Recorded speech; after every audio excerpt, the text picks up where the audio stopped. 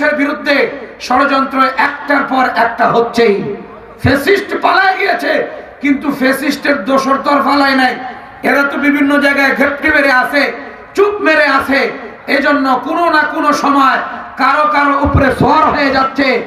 এক সময় সোয়ার হচ্ছে আনসার বাহিনীর উপরে, আর এক সময় সোয়ার হইতেছে সেই শ্রমিকদের উপরে, আর এক সময় হচ্ছে বিশেষ করে সেই মৌলবাদীর পথ ধরে, তাবলীগের রাস্তা ধরে।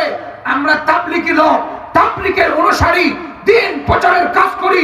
এমন করে বিভিন্ন ভাবে মাথা চাড়া দিয়ে উঠে এই দেশের সার্বভৌমত্ব স্বাধীনতাকে নষ্ট করার যারা পায়তারা করতেছে, তাদেরকে আমরা স্পষ্ট জানাই দিতে চাই, এই বাংলার জমির লাল সবুজের পতাকা কোন ষড়যন্ত্র আমরা বরদাস্ত করব না। কথা কোন ঠিক না বেটি? কোন ষড়যন্ত্র আমরা বরদাস্ত করব না।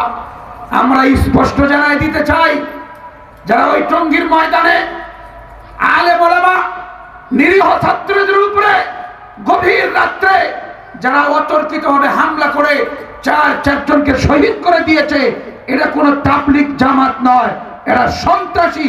কথা বলেন ঠিক না বেটি? এরা সন্ত্রাসী, এরা কোনো তাবলীগের প্রচার প্রসারক নয়, এরা ফ্যাসিস্টের দালাল, এরা হলো ভারতের দালাল, এরা র বাহিনীর মদতদাতা, এছাড়া আর কিছুই নয়। আমি আপনাদেরকে বিশেষ অনুরোধ করব, এই রকম তাবলীগ জামাত যারা বলবে আমরা সাতপন্থী, আমরা নিজামুদ্দিনের তাবলীগ করি, আমরা ইন্ডিয়ার অনুসারী, এরা কোনো সঠিক দল নয়, পথভ্রষ্ট। কথা বলেন ঠিক না বেটি? আল্লাহ তাআলা আমাদেরকে সঠিক বুঝ দান করুন। জোরে বলেন আমিন। আল্লাহ পাক রব্বুল আলামিন সূরা নামল, সূরাটার নাম কি? সূরাতুন নামল, মৌমাছির সূরা, পিঁপড়ার সূরা। পিঁপড়া, নামলুন মানে পিঁপড়া। আল্লাহ পাক রব্বুল আলামিন একটা করে সূরার নাম দেন, একটা ছোট ঘটনাকে কেন্দ্র করে। সে ঘটনা ওই সূরার মধ্যে থাকে, বিভিন্ন রকমের আলোচনা হয়, কিন্তু একটা ছোট্ট ঘটনাকে কেন্দ্র করে আল্লাহ পাকের নিয়ম একটা সূরার নাম দিয়ে দেন। সূরাতুল বাকারা। এখানে একটা গরুর ছোট্ট একটা রচনা রয়েছে। সে গরুর ছোট্ট রচনায় কেন্দ্র করে পুরা বিরাট সূরা, 286টা আয়াত, সেই বৃহৎ সূরা সূরাতুল বাকারা এ বলে নামকরণ করে দিলেন। এমন করে সূরাতুন নাহাল মৌমাছির সূরা, সূরাতুল আনকাবুত মাখরাজার সূরা, এমন করে আল্লাহ পাক রব্বুল আলামিন বিভিন্ন জায়গায় বিভিন্ন রকমের নামকরণ করেছেন। যেমন আমার আপনার প্রত্যেকেরই যেমন এক একটা করে নাম আছে, আল্লাহ তাআলা এমন করে প্রত্যেকটা সূরার নাম রাখছে। মুসলমান দিনের কানে শুনবেন, আল্লাহ পাক রব্বুল আলামিনের এই নামকরণ, বিশেষ নামকরণ, একটা করে সূরা নামের পিছনে আল্লাহ পাক রব্বুল আলামিনের বড় হিকমত রয়েছে। ও বন্ধু, দিলের কানে শুনবেন, আল্লাহ তাআলার বিশেষ হিকমত হলো এটাই, আল্লাহ তাআলা যে সূরার যে বিশেষ নামকরণ করেছেন, ওই সূরাকে সবচেয়ে বড় গুরুত্বপূর্ণ ব্যাপার যেটা, সেটা আল্লাহ তাআলা ওই সূরার মধ্যে রাখছেন। ওই সূরার মধ্যে প্রাসঙ্গিক নামাজের কথা, রোজার কথা, দ্বীনি দিক নির্দেশনামূলক আরো অনেক কথা রয়েছে। আল্লাহ তাআলা বিধানের কথাও আনছেন, কিন্তু আল্লাহর কাছে সবচেয়ে প্রিয় এবং মহব্বত জাতিকে জানায় দিতে চায় যে আমার দ্বীন রক্ষার জন্য যেমন তোমরা নিবেদিত প্রাণ, শুধু তোমরাই নয়, আমার দ্বীন রক্ষার জন্য, আমার কালিমা উঁচা করার জন্য মাখরাসাও নিবেদিত প্রাণ, মৌমাছিও নিবেদিত প্রাণ, একটা পিঁপড়া পর্যন্ত নিবেদিত প্রাণ। আমার দ্বীন রক্ষার জন্য, আমার আওয়াজ করা উঁচা করার জন্য প্রত্যেকেই এমন করে সমবেত হবে। আমি আমার আওয়াজ যে উঁচা করবে, আমি তাকে মর্যাদা আর সম্মানের দিকে বলন্দ বানায় দিব। এটা আল্লাহর ঘোষণা, এটা আল্লাহ পাক রব্বুল আলামিনের বিশেষ ঘোষণা যে আল্লাহর আওয়াজকে উঁচা করবে, আল্লাহ তাকে উঁচা করে দিবেন। আল্লাহু আকবার। আরো জোরে বলেন আল্লাহু আকবার। এটা আল্লাহ পাক রব্বুল আলামিনের সবচেয়ে বড় নিয়ম, যে আল্লাহর আওয়াজ উঁচা করে দিবে তাকে আল্লাহ বলন্দ মর্যাদা দিয়ে দিবেন, উচ্চ মর্যাদায় পৌঁছায় দিবেন। এটা আল্লাহর নিয়ম। এই সূরা যে পিপিলিকা, সে পিপিলিকার সর্দারনি সবচেয়ে বড় গুরুত্বপূর্ণ ভূমিকা রেখেছিল। সেটা কাকে কেন্দ্র করে? হযরতে সুলাইমান আলাইহিস সালামকে কেন্দ্র করে সবচেয়ে বড় ভূমিকা রাখছিল। একটা কথা তাফসীরের কিতাব থেকে স্পষ্ট বের হয়ে আসে, সেটা হলো সমস্ত প্রাণীরা যারা প্রাণী, যাদেরকে আমরা প্রাণী হিসেবে চিনি, একদম পিঁপড়ার থেকে নিয়ে বৃহৎ একদম বিরাট দেহ জলহস্তি, হাতি, আরো যা কিছু আছে, এগুলো সব প্রাণী। এদের কর্তৃত্ব নেতৃত্ব দেয় হলো নারী, স্ত্রীলিঙ্গ। একথা তাফসীর থেকে প্রমাণিত। তাফসীরে কুরতুবীতে লিখেছে মানুষের নেতৃত্ব দেয় হলো পুরুষ, আর সমস্ত প্রাণীদের নেতৃত্ব দেয় হলো রানী। মৌমাছিরও নেতৃত্ব রানী, পিপিলেরও নেতৃত্ব দেয় হলো রানী। এজন্য যে দেশে যে এরিয়ায় নারীর নেতৃত্ব চলে, এটা কোনো পশুত্ববাদ, এটা কোনো মনুষ্যত্ববাদ নয়। জোরে কোন ঠিক না বেঠি? তাহলে আমরা কি সবাই মাইয়া না পুরুষ? কথা কন না কেন? পুরুষ না মাইয়া আমরা? তাহলে আমাদের এতদিন পর্যন্ত কে নেতৃত্ব দিয়েছিল? কথা কয় না, লোকগুলো কথা কয় না। মানে কে এতদিন নেতৃত্ব দিয়েছিল? আমাদের এই দেশে পুরুষত্ব চলে নাই, পশুত্ব চলেছিল। এটা প্রাণীর মূত স্বভাব আমাদের দেশে চলছিল।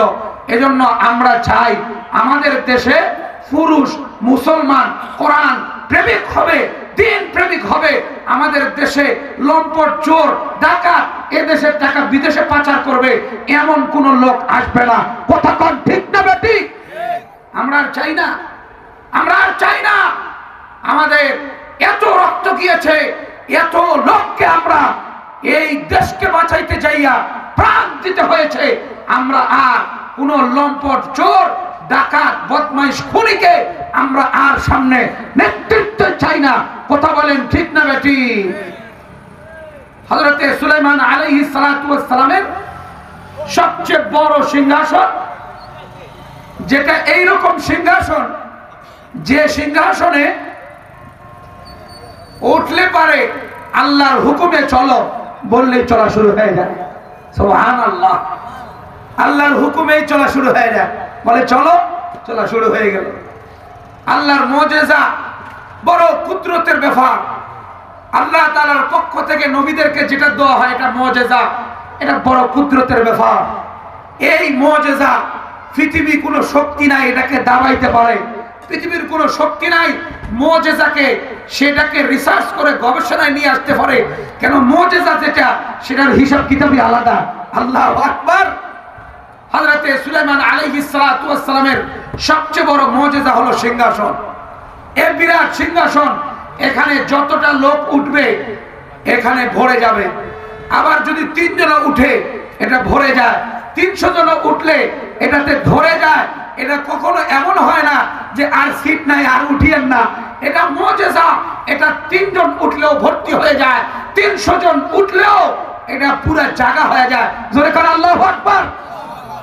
সুলাইমান আলাইহিস সালামের এই সিংহাসন বলল চলো, আল্লাহর হুকুমে রওনা করলো। গুদুফুহা শাহরুন ওয়া রাওয়াহুহা শাহর। আল্লাহ বলেন এক সকাল যখন চলা শুরু করে, 1 মাসের রাস্তা অতিক্রম করে। আর এক সকাল যখন চলা শুরু করে, 1 মাসের রাস্তা অতিক্রম করে। আল্লাহর মুজিজার সবচেয়ে বড় সিংহাসন, হযরতে সুলাইমান আলাইহিস সালাম দাওয়াতের মিশন লইয়া এই সিংহাসনে ওনার বন্ধুদেরকে লইয়া হযরতে সুলাইমান নবী যখন সিংহাসনকে আল্লাহর হুকুমে যাওয়ার জন্য আদেশ করলো, এই সিংহাসন রওনা করলো। যাইতে যাইতে যাইতে যাইতে এমন একটা বন এরিয়া, যেই এরিয়ায় বন্য এরিয়া, ওই বন্য এরিয়ায় যখন নামলো, ওই এরিয়ায় নামার পরে যখন হাঁটা শুরু করছে, সামনের দিকে যখন রওনা করছে, আল্লাহ পাকের হুকুমে জঙ্গলের মধ্যে বহুত পিঁপড়ার দল থাকে, বড় পিঁপড়ার দল। সবগুলো ঘর বাড়ি, জানালা, দরজা, এমন করে ডাইনিং, সে ডাইনিং স্পেস আরো সুন্দর করে কিচেন করে, রান্নাঘর, বেডরুম, সোফা সেট সবগুলো সাজায় সাজায় পিঁপড়া ঘর করেছিল। এই ঘরওয়ালা বিশেষ দায়িত্বশীল রানী যে ছিল, সে বের হয়ে বলল, ইয়া আইয়ুহাল নামলু দুখুলু মাসাকিনাকুম লা ইয়াহতিমান্নাকুম সুলাইমান ওয়া জুনুদুহু ওয়া হুম লা ইয়াশউরুন।